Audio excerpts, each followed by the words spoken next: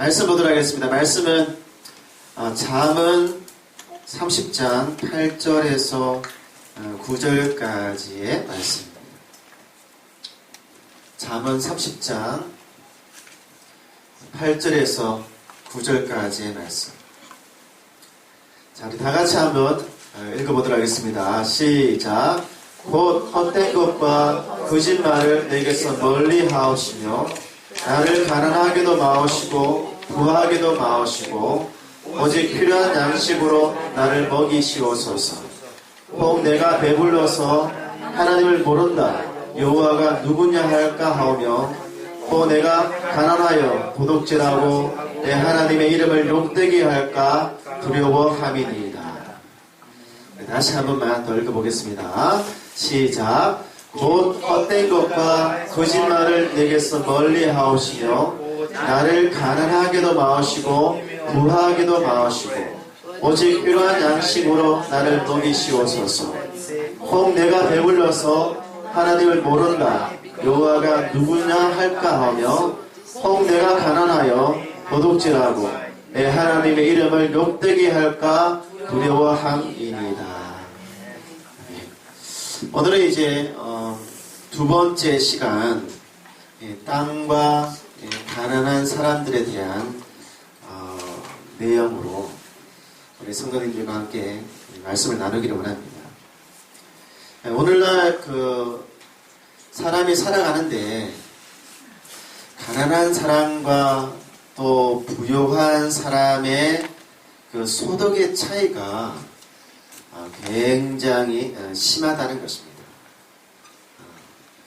부유한 사람은 굉장히 많이 돈을 벌고 또 가난한 사람들은 더 돈을 벌기가 힘들어져서 이 두 부류의 사람들의 소득 수준이 점점 커진다는 거죠. 그래서 전 세계의 돈의 85%를 단 10%의 사람만이 가지고 있고 전 세계 인구의 50%의 사람들이 단 1%의 돈을 서로 나누어 가진다는 거예요. 그래서 70억이 넘는 인구 중에 30억이 넘는 사람들이 하루에 2달러, 3,000원이 안 되는 돈을 가지고 하루를 살아간다는 거예요. 1,000원, 2,000원, 3,000원. 3,000원이면 라면 몇 개 살 수 있어요? 컵라면 3개. 그 다음에, 컵라면은 아침에 하나, 점심에 하나, 저녁에 하나. 가족이 있다면 어떻게 될까요? 라면으로 안 되는 거죠. 네, 3,000원의 돈을 가지고 가족이 함께 아침과 점심, 저녁을 해결해야 되는 사람이 70억 인구 중에 30억이 넘는다는 거죠. 굉장히 좀 불행한 그런 현실입니다. 중국의 경우에도 위에 있는 10%의 사람과 밑에 있는 10%의 사람의 소득을 비교해보면 위에 있는 사람이 밑에 있는 사람들보다 23배나 더 많은 돈을 벌어들인다는 거예요. 그래서 중국과 같은 경우는 부자들도 굉장히 많아요. 중국의 부자가 우리 이렇게 한국의 어느 도시의 인구만큼 된다고 이야기를 하더라고요. 근데 그만큼 가난한 사람도 더 많다라고 하는 것을 의미하는 거죠. 그럼 한국은 어떨까요?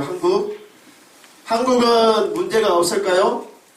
한국의 경우는 이 그림을 보면 가난한 사람과 또 잘 사는 사람 사이의 이 격차를 비교했을 때 전 세계에서 제일 잘 사는 사람, 못 사는 사람이 이렇게 많이 나눠지는 나라는 홍콩이에요. 홍콩. 그리고 그 다음 해서 한국이 16위. 전 세계 중에 한국이 16위로 잘 사는 사람과 못 사는 사람의 차이가 그만큼 많이 난다고 통계가 나와 있어요.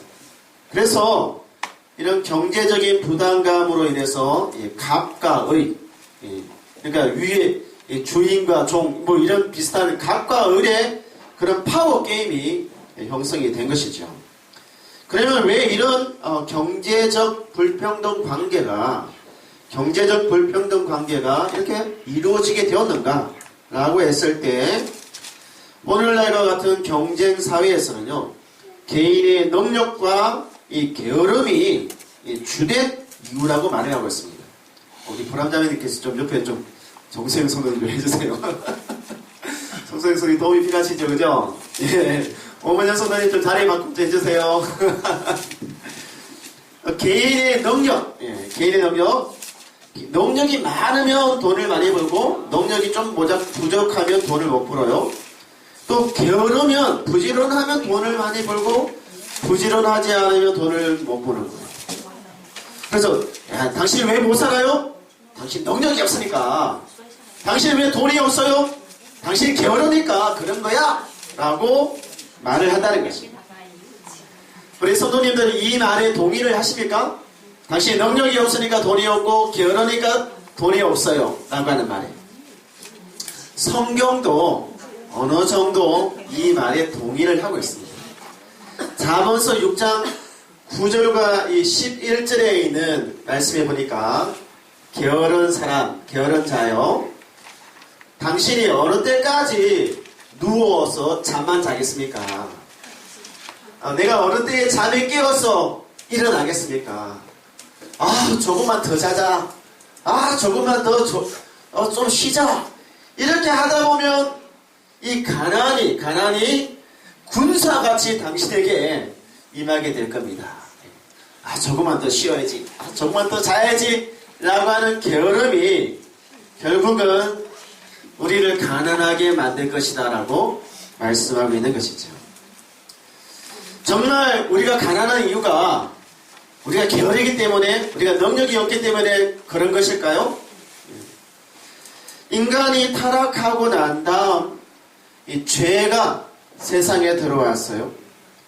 그 결과로 인간은요, 뭔가를 소유하고자 하는 욕심이 굉장히 심해졌습니다. 그리고 결국은 이 돈이라고 하는 것을 마치 신과 같이 숭배하기 시작을 했습니다. 이것을 우리는 돈이면 무엇이든지 할 수 있다는 생각, 물질 만능주의로 발전을 하게 되었습니다. 그런데 문제는 돈이면 다 된다라고 하는 이 욕망이 어느 정도 선에서 절제가 되지 않는다는 것. 브레이크가 없다는 것입니다.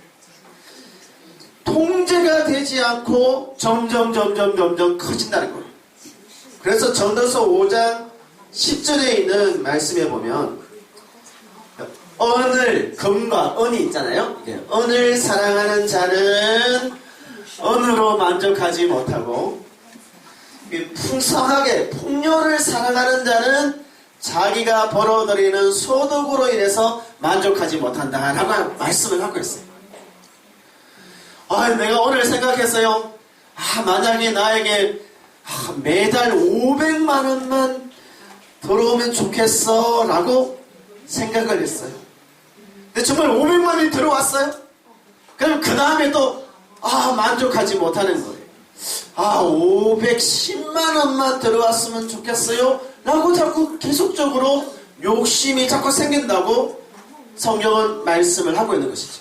통제가 되지 않는다. 우리의 마음을 우리 스스로도 통제할 수 없다는 것입니다. 그래서 이 물질을 벌어들이기 위해서 사람들은 합당하지 않은, 정당하지 않은 방법을 사용을 한다는 것입니다. 야고보서 5장 4절에 있는 말씀에 보면 열심히 일을 했어요. 일을 했는데도 돈을 안 주는 거예요. 세상에 이런 일이 어떻게 있습니까? 일을 했으면 돈을 줘야 되잖아요. 너희 밭에서 추수한 이 품꾼에게 돈을 주지 않아서 그 사람이 돈을 달라고 막 소리를 지르는 거예요. 근데 돈이 없는 것이 아니라 돈이 있어요. 돈이 있어요.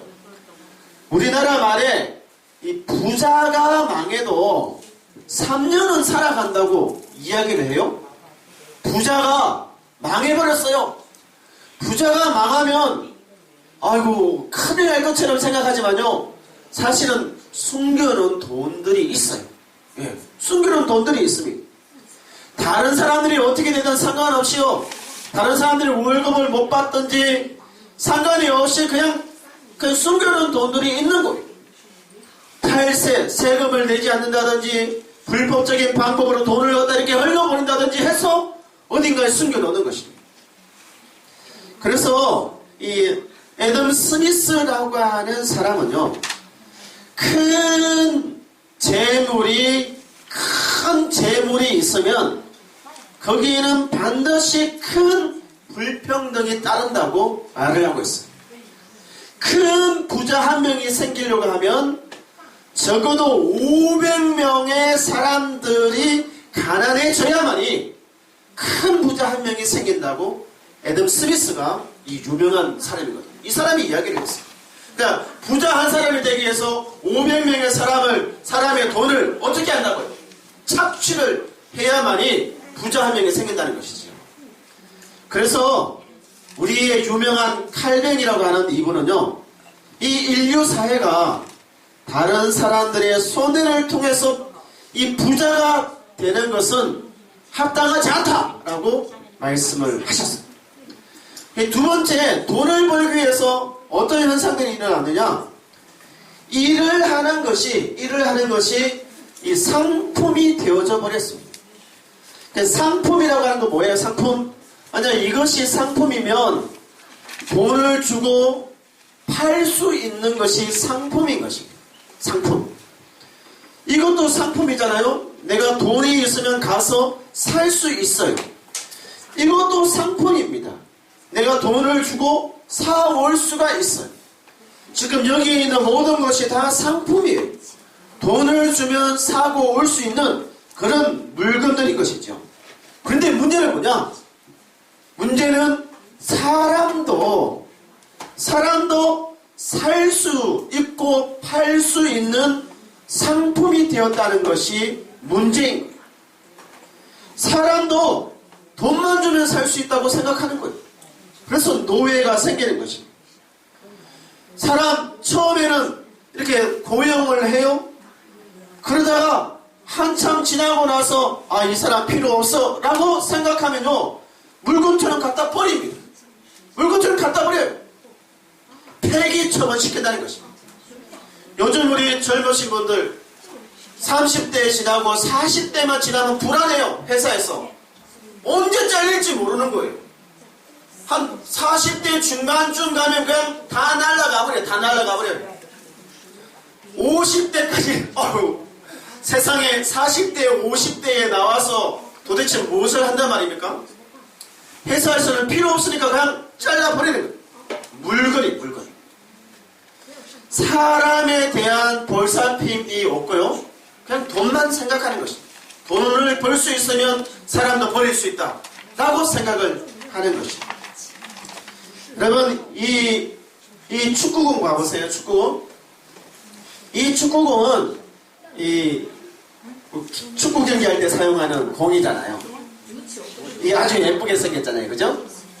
근데 이 축구공을 누가 만드는지 아세요? 뭐 다는 아니겠지만 이 저개발, 가난한 나라에서 이 공을 만들 때는요, 어린 아이들을 고용을 해서 이 공을 만든다고 합니다. 왜 아이들을 고용할까요? 돈이 적게 되니까요. 돈이라고 한다면요, 아이도 그냥 물건처럼 취급해버리는 거예요. 외국인 근로자에 대해서는 어떻습니까? 법정 휴일, 우리 공휴일이라든 토요일, 주일, 그 다음에 달력에 빨간 날짜, 이런 거 어떻게 해야 돼요? 쉬어야 됩니다. 그런데 외국인 근로자들 한국 사람들은 다 쉬게 하면서 이 사람들은 나와서 일하게끔 합니다. 왜 그럴까요? 공장이 돌아가야 되니까요. 왜 그렇게 해야 될까요? 돈을 벌어야 되니까요. 나오라고 하는 거예요. 무조건 나와서 일을 하라고 하는 것입니다. 그리고 요즘 젊은 사람들 어때요? 대학교 나왔어요? 대학원 나왔어요? 근데 월급 80만원, 60만원 받고 일을 하는 사람 많이 있어요? 그러면서 열정페이라고 이야기를 합니다. 예. 열정페이. 이런 헌신들을 갖다가 강조하는 이유가 뭡니까? 그 내면에는 인간을 상품으로 여기고 돈을 중요하게 여기는 인간의 생각이 있기 때문에 그렇습니다. 세 번째로 이 돈을 벌기 위해서 가난한 사람의 것을 뺏어버린다는 것이에요.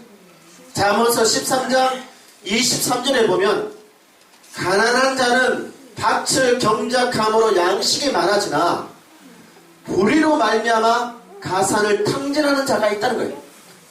정말 열심히 땅에서 땀 흘려서 열매를 거두었어요. 그렇지만 열심히 일을 했지만 그 열매를 일한 사람이 먹는 것이 아니 그것을 뺏어가 버린다는 거예요. 뺏어가 버린다는 거예요. 힘 있는 사람이 힘없는 사람의 것을 그냥 뺏어가 버린다는 거예요. 법을 좋아하는 사람은 법을 이용해서 가져가고요. 또 정치를 좋아하는 사람은 정치를 이용해서 가져가 버리고요. 다 뭔가를 이용해서 다 가져가 버린다는 것이죠.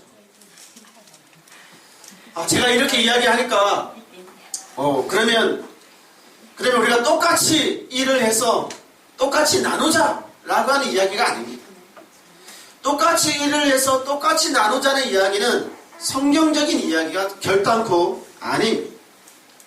제가 하고 싶은 이야기는 적어도 내 사랑하는 가족을 먹이고 또 행복하게 살아갈 수 있는데 그 소유까지는 내 가족을 부양할 수 있는 데까지는 충분하게 이 소유를 해야만 된다라고 하는 것이 그것이 모든 사람. 모든 사람이 내 가족을 부양할 수 있을 정도는 소유할 수 있는 사회가 돼야 된다는 것입니다. 대학원을 나와도 결혼하고 가정을 이루고 살아가는 것이 힘들다고 한다면 이것은 뭔가 문제가 있는 사회인 것입니다. 성경은요, 가난한 사람들을 모아놓고 여러분 어떻게 하면 부자가 되는지 아십니까? 여러분 어떻게 하면 돈을 버는지 아십니까? 라고 말하지 않아요. 성경은요, 가난한 사람들이 말을 하는 것이 아니라 오히려 부요한 사람들을 모아놓고 여러분이 가지고 있는 돈을 어떻게 사용해야 되는지 아십니까? 라고 말씀하는 것이 더 많다는 것입니다. 근데 세상은 어떻게 이야기합니까? 좀 부족한 사람들 어떻게 하면 돈을 더 많이 벌게 할까? 그것을 계속적으로 이야기하잖아요. 근데 성경은 그렇지 않다는 것입니다. 하나님의 말씀은요, 더 많이 가진 사람들을 불러 모아놓고 여러분의 돈을 어떻게 사용해야 되는지 내가 가르쳐 줄게요 라고 말씀하고 있다는 것이죠. 그래서 우리가 부유한 사람들의 사회적인 책임, 이 노블리스 오블리주라고 하는 이 표현처럼 그 부유한 사람들의 사회적인 책임을 강조하는 것이 이 성경의 바른 가르침이다라고 하는 것입니다. 그래서 성경에서는요, 그 부유한 사람들의 사회적인 책임을 구체적으로 생활 가운데 실천하게끔 말씀으로 정해놨습니다. 굉장히 많이 있지만 몇 가지만 소개하겠습니다. 3년, 1년, 2년, 3년이잖아요. 근데 이 3년이 되는 때에 소득의 11조는요, 구제하는 일에 사용하게끔 말씀하고 있어요. 여기 보면 신명기 14장 28절과 29절에 매 3년 끝에 그해 소산의 10분의 1을 다 이렇게 내어서 너희 마을에 살고 있는 너희 마을 이 창고에 저축하여서 그것을 가지고 가난한 사람들, 다시 말하면 레위인과 그 성중에 거류하는 객이라고 하면 이방인들, 외국인들과 고아와 과부, 이 사람들을 위해서 그것을 사용해서 그 사람들이 배불리 먹게 하라고 말씀을 하셨습니다. 그러니까 1년, 2년, 3년 되는 때에 수확한 모든 양식, 포도면 포도, 배는 배, 그것의 모든 10분의 1은 다 모아서 가난한 사람에게 나누어 주어라고 성경이 말씀을 하고 있습니다. 그리고 1년, 2년, 3년, 4년, 5년, 6년 동안은 농사를 지어요. 그럼 7년이 되는 때는 농사를 짓지 말고 그냥 내버려 두어라고 말씀을 하셨어요. 왜 그러냐? 6년 동안은 농사를 지어서 거두어 들여서 내가 사용해요. 7년 때는 그냥 그 밭에서 나는 것을 가난한 사람들이 그 밭에 와서 그냥 따서 먹는 거예요. 양식을 거두어서 자기 창고에 드리고 말이죠. 나누는 삶을 살아라고 말씀을 하고 있는 것입니다. 그리고 돈을 빌렸어요. 돈을 빌렸으면 이자를 받아야 될까요? 받지 말아야 될까요? 성경은요, 돈을 빌려줬으면 이자를 받지 말라고 말씀하고 있습니다. 얼마나 급했으면, 얼마나 필요했으면 돈을 빌리러 갔겠습니까? 근데 다른 사람의 절박한 필요를 이용해서 당신의 그 부요함을 채우지 마라! 라고 하는 것이 성경의 가르침인 것입니다. 7년째 되는 때는요, 돈을 빌려갔는데 못 갚아요? 그럼 우리는 어떻게 해요? 야, 법원에 가자, 경찰서 가자, 그렇게 하잖아요? 이스라엘에서는, 성경에서는 7년 되는 때는요, 없었던 걸로 하는 것입니다. 안 갚아도 된다. 없었던 걸로 하자. 라고 말씀하고 있는 것입니다. 그리고 50년이 되는 때는요, 50년이 되면 다른 사람의 땅도 다 그 사람에게 돌려주게끔 말씀으로 규정을 하고 있습니다.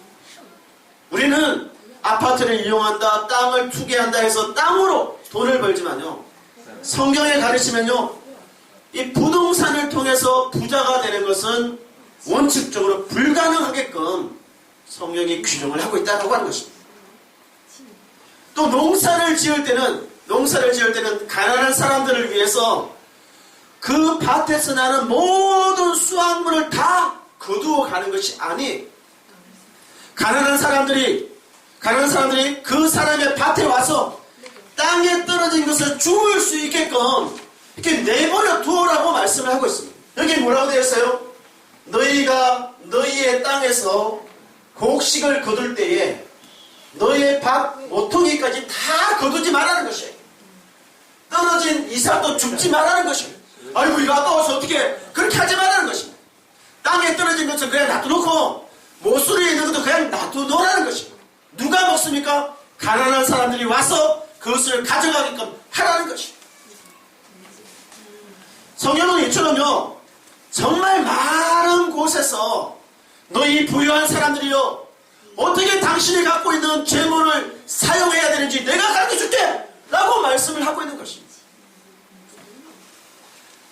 가난한 사람들을 향하여서 어떻게 하면 돈을 많이 벌까 가르치는 것보다 이 부유한 사람들을 향하여서 어떻게 당신의 재물을 사용해야 되는지, 어떻게 나누어야 되는지에 대해서 말씀하고 있다라고 하는 것이죠. 요즘 국가적으로 여러 가지 일들이 많이 일어났어요. 이번 주 중에는 그 바다 속에 수없이 많은 우리의 아이들이 죽음을 맞이했던 사건이 있었고, 또 오늘은 또 민주화의 항쟁으로 수많은 사람들이 고초를 당했던 4.19 혁명이 있었던 날이에요. 정말 여러 가지 일들이 많이 있잖아요. 근데 그 전에 또 어떤 일들이 있었어요? 경상도 지역에서 어느 한 도지사가 우리 무상급식 중단하겠다라고 선언도 하는 일들이 일어났어요. 그래서 국가적으로 이 무상급식을 어떻게 해야 될 것인가? 찬성해야 되냐? 반대해야 되냐? 라고 해서 정말 말이 많았어요. 우리 기독교 안에서도 무상급식에 대해서 다 모든 학생들에게 돈을 받지 않고 밥을 줘야 된다라고 말을 하는 사람들이 있고, 또 어떤 사람들은 그렇지 않다. 잘 사는 아이에게는 밥 줄 필요 없고 못 사는 아이들한테 밥을 줘야 된다라고 말을 하는 사람들이 있었다는 것입니다. 이것이 이 선별적 무상급식이라고 하는 것입니다. 진짜 어려운 사람에게는 돈을 받지 않고 밥을 주고, 돈이 있는 사람에게는 돈을 받고 밥을 주자. 그래서 그 돈을 아껴서 아이들이 공부하는 교육 환경을 만들고 장학금을 주는 일에 사용하자라고 주장을 하는 것입니다. 우리 성도님들은 어떻게 생각하십니까?